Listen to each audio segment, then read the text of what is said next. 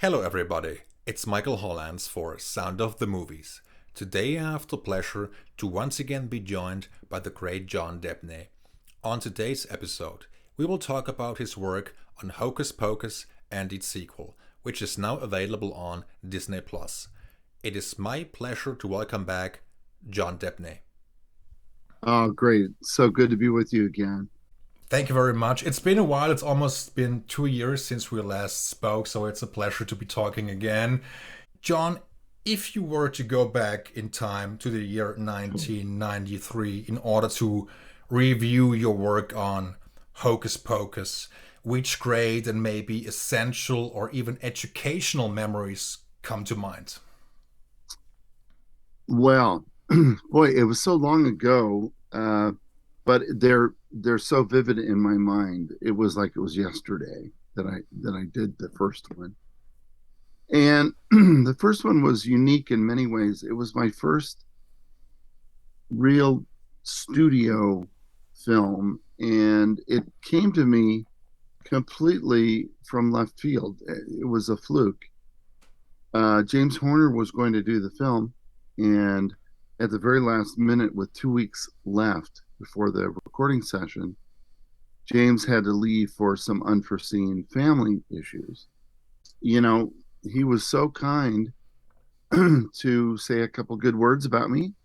And there was also a producer who I'd worked with before. So that, through a series of fortuitous circumstances, I got the film. And I had 2 weeks to write almost 82 minutes or so of score for a 90-piece orchestra. So everything had been, the orchestra had been hired, the film was done. And James had written one theme for Sarah Jessica Parker's character. Lovely theme that she sings in the first one and sings in the second one without, hopefully it didn't spoil anything. And so I embarked upon, gosh, I don't think I slept for 2 weeks. I think I drank coffee all night long and just powered through and came up with a theme that I subsequently played for the filmmakers. They liked it. And then it was literally, Michael, it was okay, we'll see you in 2 weeks. And we ended up on the scoring stage, and we had to record at night because I had to write during the day. So I would write all day long and then go record at night, deep into the night, sometimes, to midnight or 1 o'clock in the morning. And it was just a glorious, crazy, insane, wonderful ride that I'm, forever grateful for, because that really started everything. So those are my real memories. I remember hearing the first few notes from the 90-piece orchestra, and that just blew my socks off. I don't think I'd worked with an orchestra that big till then, and so it was just thrilling. It was just thrilling, the whole thing. Great. And it was a great project, a very family oriented movie, and I still love it to this day. It used to be one of my favorite movies growing up, and I just watched the sequel just today again, actually. And it took them 30 years to finally release a sequel to Hocus Pocus. I assume you must have been tremendously excited about this project. And what do those two films mean to you personally, creatively speaking or musically Mm. speaking? Well, I'm so glad it's one of your favorite movies. That warms my heart. It is many people's favorite movie, and and it wasn't always so. When it first came out, you know the history, I'm sure, Michael, that when this film first came out, it came out during the summer, the summer months, and it was a complete disaster, to be honest. I'm not sure why Disney did that, but they did it. Um, and so it was a disaster. But then slowly over time, obviously with Disney Channel, it developed its own audience and its own following. So really, what both films mean to me, I mean, the first film is terribly special for me. creatively and musically, it was a chance to do what I'd always dreamed of doing, and that is writing a theme, that hopefully people liked and remembered for a film that was incredibly fantastical and adventurous. And I've always been drawn to those kinds of films. Interestingly enough, I remember Jason and the Argonauts, when I was a kid. So I've always been drawn to that kind of film. So this particular film was something that I'd always dreamed of doing. And then, lo and behold, when I got the opportunity, it was terrifying, like here it was, given to me on a silver platter. So I think it was my baptism into, the film business, the big film business. So it meant everything to me professionally. It meant everything to me musically. And I was a young man with a young family. So it was all those things wrapped into one. The hope that this would turn into something greater and turn into more films and all the above. I had been working in television for, gosh, a good 10 years and had done tons of television and still love doing television. But this was really the benchmark. This was the first movie that I can really point to that started my film career. So all those things meant so much to me, both the composition of it and the challenge of it, and then the personal gratification of being given the chance to do it, and then again, the challenge of it all. And so I hope that answered the question. It was literally everything. I mean, I think it was 30 something, 35, 36 or 7 maybe when I got this chance. And that's quite young, to do, in my humble opinion, at least where I had been in my life. So, but the training was there, my classical training, doing a lot of things for Disney all through that period. It all sort of prepared me for this. So I guess that's the way I would answer it. It was everything to me, and more, it started everything. This time, you not only got the chance to revisit some of your previously written material, but you had the chance to expand on that.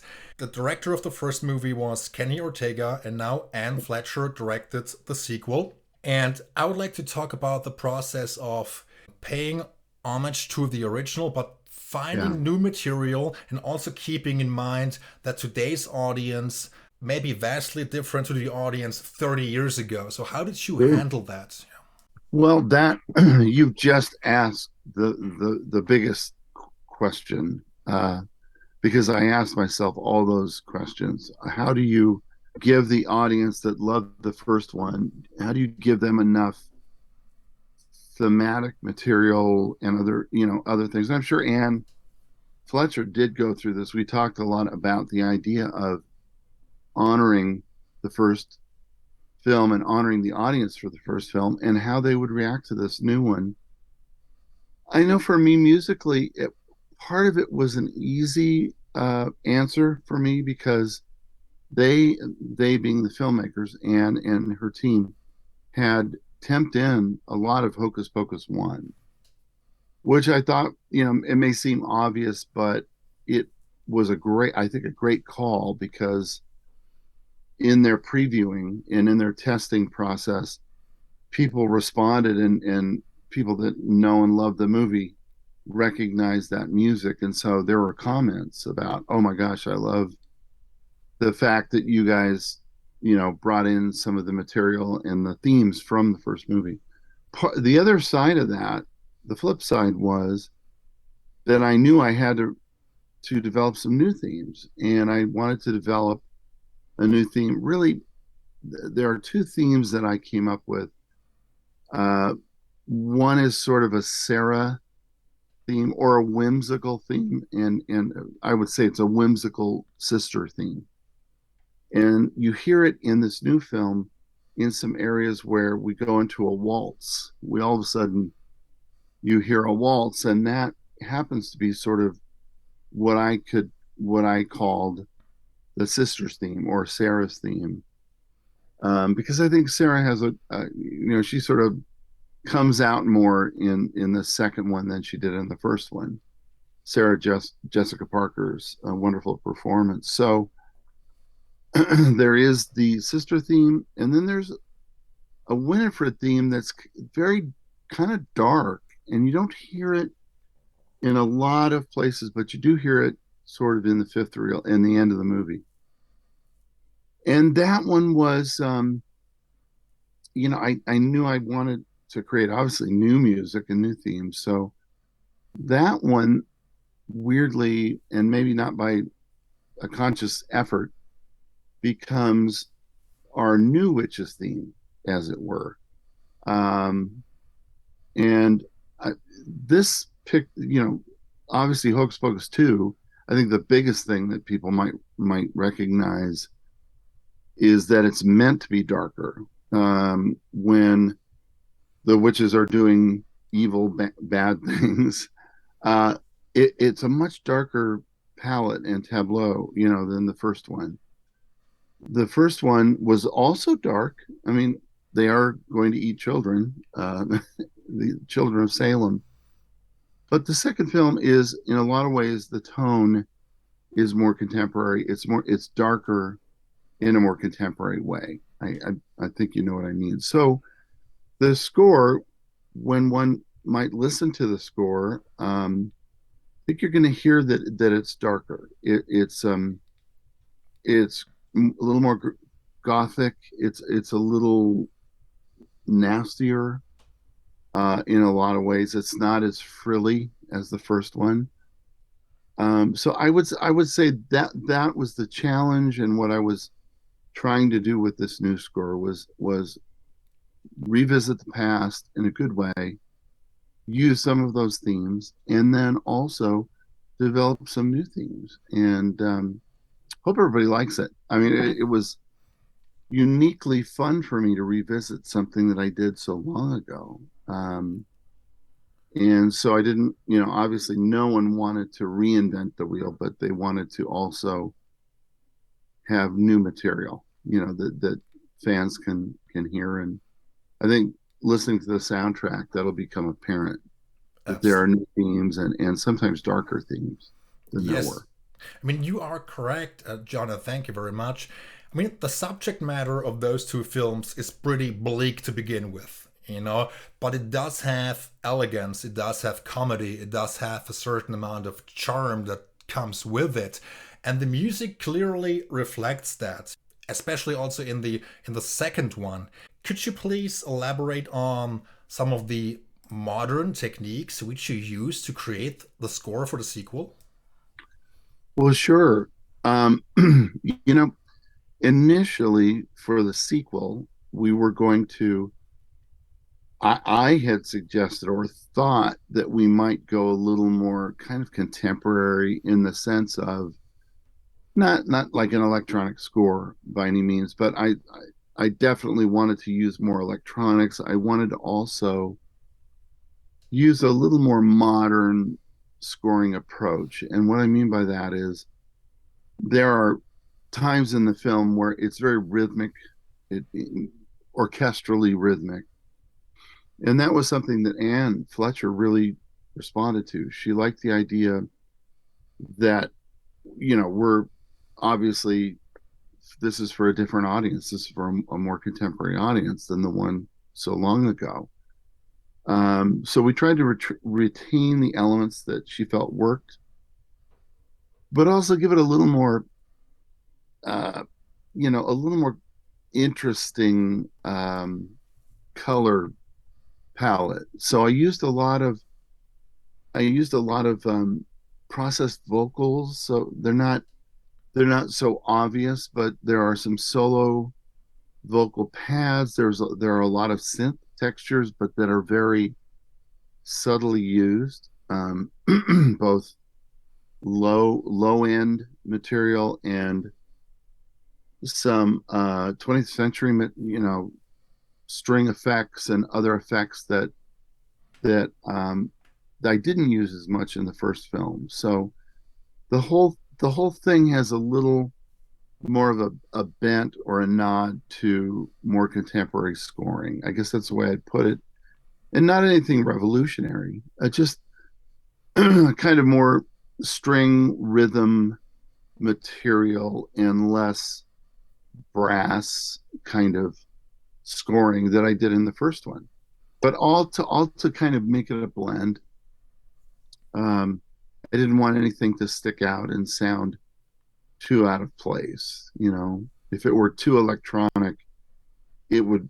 I think it would have been a little more out of place than we wanted. So we kind of found a balance. We found a balance between the old, the new, a little more scary contemporary scoring attitude, and that was